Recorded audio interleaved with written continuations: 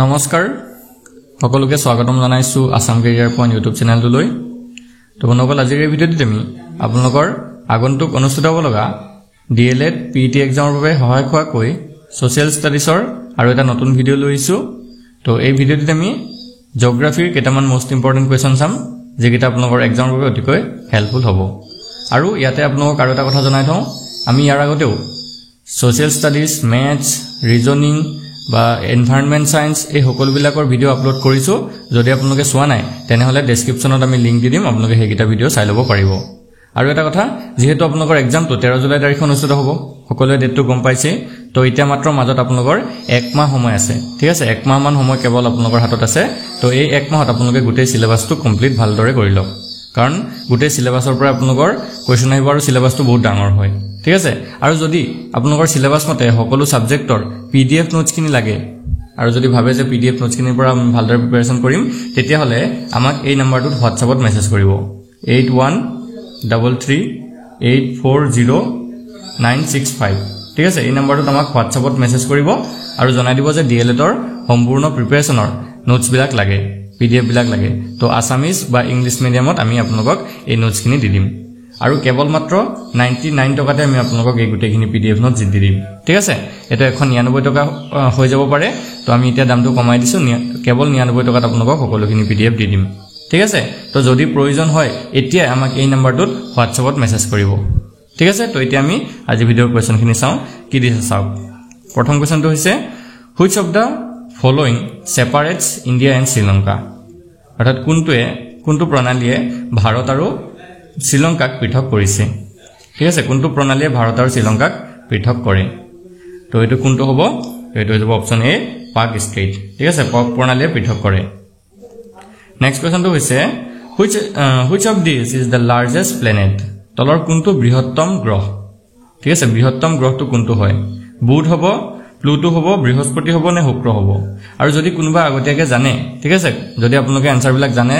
তেতিয়া হলে কমেন্ট কৰিব পাৰে ঠিক আছে তেতিয়া কমেন্ট কৰিলে আপোনালোকৰ অলপ ষ্টাডি লেভেলটো বাঢ়ি যায় কমেন্টৰ মতে যদি আপোনালোকৰ আনসাৰটো মিলি যায় তেতিয়া আপোনালোকে ভাবিব যে প্ৰিপাৰেচনটো ভাল হৈছে ঠিক আছে তো কোনটো বৃহত্তম গ্ৰহ সুধিছে বুধ হ'ব প্লুটো হ'ব বৃহস্পতি নে শুক্ৰ সো এটো সকলোৱে জানিব লাগে অপচন সি টো হ'ব জুপিটাৰ ঠিক আছে বৃহস্পতি গ্ৰহটো হৈছে আটাইতকৈ ডাঙৰ গ্ৰহ next question which of the planets is nearest to the earth কোনটো গ্ৰহ পৃথিৱীৰ আটাইতকৈ ওচৰত আছে ঠিক আছে কোনটো গ্ৰহ পৃথিৱীৰ আটাইতকৈ ওচৰত আছে যিসকলে জানে কমেন্ট কৰিব পাৰে বৃহস্পতি হ'ব নে শুক্ৰ হ'ব নে বুধ হ'ব নে মঙ্গল হ'ব তো এটো হৈ যাব অপচন সি বুধ গ্ৰহ ঠিক আছে মাৰ্কিউৰি এটো পৃথিৱীৰ আটাইতকৈ ওচৰত আছে নেক্সট কোৱেশ্চন নেম দা ক্ৰপ কাল্টিভেটেড ডিউৰিং উইন্টাৰ সিজন শীতকালত খেতি কৰা শস্যৰ নাম কি হয় ঠিক আছে শীতকালত যেটো খেতি কৰা হয় সেই শস্যবিধৰ নাম কি হয় তো এটো হৈ যাবগে অপচন ডি হুৱেট অৰ্থাৎ ঘেহু ঠিক আছে তো ঘেহুটো শীতকালত কৰা হয় বাকি অপচন এ বি সি এই তিনটা কি হয় বাৰিষা কালত কৰা হয় নেক্সট কোৱেশ্চনটো হৈছে when and where was the first cotton textile industry of India established কেতিয়া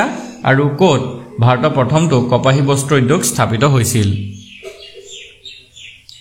তো এটো হ'ব অপচন ডি মুম্বাই ঠিক আছে মুম্বাই 1854 তো 1854 চনত মুম্বাইত প্ৰথমটো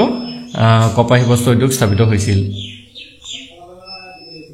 ইয়াৰ আগতে 1818 চনত এই পইণ্টটো ইম্পৰ্টেন্ট হয় মনত ৰাখি থব ইয়াৰ আগতে 1818 চনত কলকাতাত এই উদ্যোগটো স্থাপন কৰিছিল যদি ব্যৱসায়িকভাৱে বিফল হৈছিল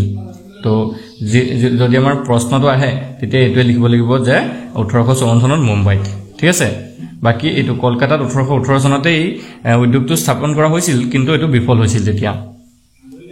next question from where does the river Ganga originate কৰ পৰা গংগা নদীৰ উৎপত্তি হৈছে ইম্পৰ্টেন্ট কোৱেশ্চন হয় কৰ পৰা গংগা নদীৰ উৎপত্তি হৈছে সুধিছে তো এটো হ'ব অপচন বি গংগোত্ৰী গ্লেচিয়াৰ ঠিক আছে গংগোত্ৰী হিমবাহৰ পৰা উৎপত্তি হৈছে নেক্সট কোৱেশ্চন তো চাওক which one of the following continents is known as the dark continent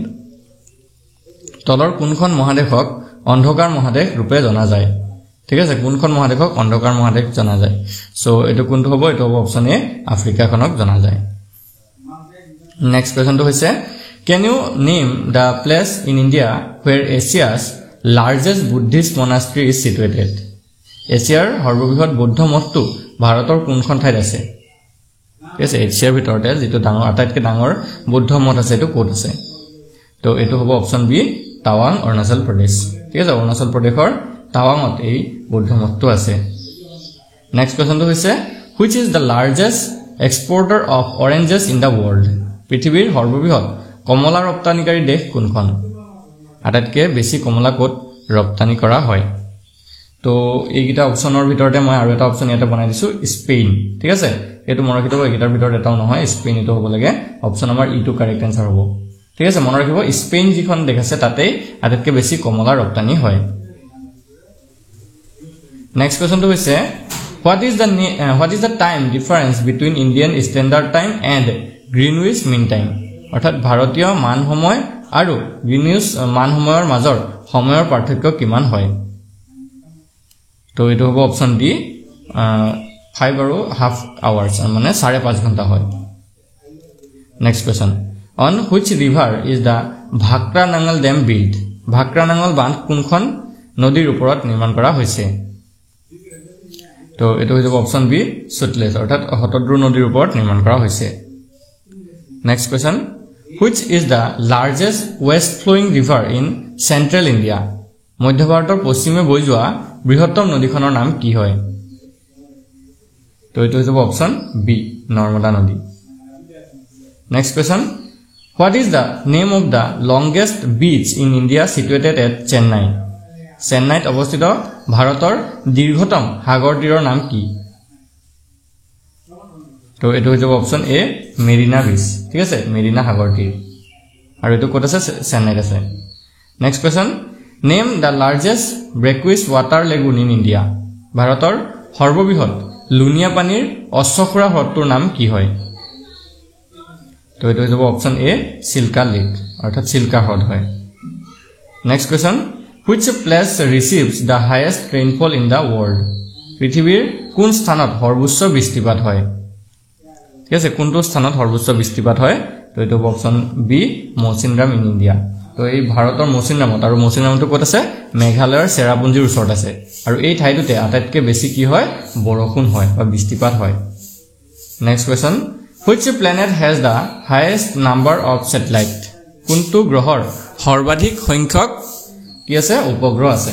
ঠিক আছে কোনটো গ্ৰহৰ আটাইতকৈ বেছি সংখ্যক উপগ্ৰহ আছে তো এটো হ'ব অপচন ডি সেটাৰ্ন অৰ্থাৎ শনি গ্ৰহৰ আটাইতকৈ বেছি উপগ্ৰহ আছে next question how much time is taken by the sunlight to reach the earth সূৰ্যৰ ৰশ্মি পৃথিৱী আহি পাবলৈ কিমান সময় লাগে ঠিক আছে কিমান সময় লাগে তো সুধিছে তো এটো হ'ব option A 8 minutes and 20 seconds তো প্ৰায় 8 মিনিট 20 সেকেন্ড সময় লাগে next question where can one find the world's biggest and smallest river island in India পৃথিৱীৰ সৰ্ববৃহৎ আৰু ক্ষুদ্ৰতম নদীদ্বীপ ভাৰতৰ ক'ত অৱস্থিত তো কোনখন ৰাজ্যত অৱস্থিত এটো আমি সকলোৱে চাগে জানো অপচন সি হ'ব আসাম ঠিক আছে অসমৰ ব্ৰহ্মপুত্ৰ নদীৰ ওপৰতে দুইখন আটাইতকৈ ডাঙৰখনো আৰু আটাইতকৈ সৰু নদীদ্বীপখনো অৱস্থিত আটাইতকৈ ডাঙৰখন হৈছে মাজুলী আৰু আটাইতকৈ সৰুখন হৈছে Umananda next question atmospheric humidity is measured বায়ুমণ্ডলৰ আৰ্দ্ৰতা জোখা যন্ত্ৰটো হৈছে ঠিক আছে atmospheric humidity টো কি যন্ত্ৰৰে জোখা হয় তো এটো হ'ব অপচন ডি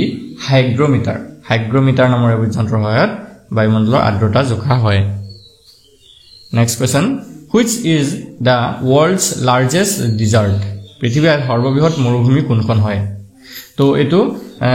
গৰম হ'ব লাগে ঠিক আছে which is the largest hottest desert তো hottest desert যদি হয় তো অপচন এ হ'ব সাহাৰা আৰু যদিহে cold desert হয় তেতিয়া হৈ যাব এখন এন্টাৰ্কটিকা ঠিক আছে cold desert যদি হয় তেতিয়া এখন কি হ'ব এন্টাৰ্কটিকা হ'ব next question the hottest place in the world is পৃথিৱীৰ আটাইতকৈ উত্তপ্ত ঠাইখনৰ নাম কি ঠিক আছে পৃথিৱীৰ সবাতোকৈ উত্তপ্ত ঠাইখনৰ নাম কি তো এই অপচন কেইটা পঢ়ি চাব এই চাৰিটা অপচনৰ ভিতৰত যদি আমি চাওঁ এটা হ'ব অপচন ডি আজিজিয়া ঠিক আছে আজিজিয়া লিবিয়াৰ আজিজিয়াখনক আটাইতকৈ উত্তপ্ত ঠাই বুলি কোৱা হয় নেক্সট কোৱেশ্চন হোৱাট আৰ ইগলুবোৰ কি হয়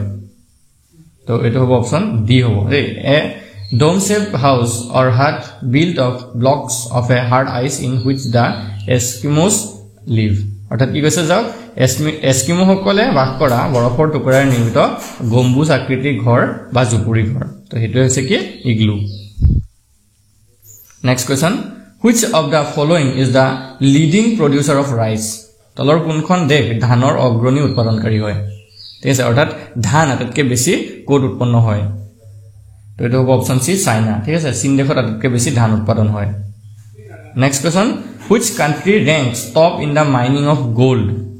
কোনখন দেশ সোণৰ খননত শীৰ্ষস্থানত আছে ঠিক আছে সোণৰ খনন আটাইতকৈ বেছি কোনখন দেশত হয় তো এটো হ'ব অপচন সৰি এটো অপচন এ হ'ব চাইনা ঠিক আছে চীন দেশত সোণৰ খনন আটাইতকৈ বেছি হয়